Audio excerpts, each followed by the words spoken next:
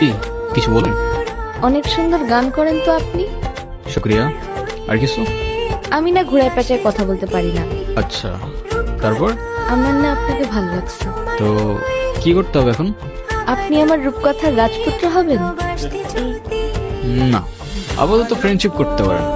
Friendship করে কি হবে? আপনি আমার রাজপুত্র হবেন আর আমি আপনার রাজকন্যা। আপনারা কিছু মনে করেন না তো, আমার বান্ধবীর স্কুল একটু ঢিলা আছে। এই চল তো তুই।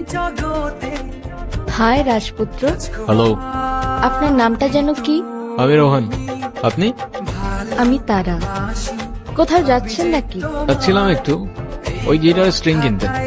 চলেন না একটা লং ওয়াকে যাই নেচারের মধ্যে। কেন? আচ্ছা, আরেকদিন যাবো না। চলেন না।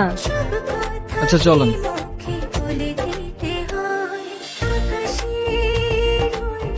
2 দিন পর পর এই ঝামেলাগুলা কি না করলে হয় না?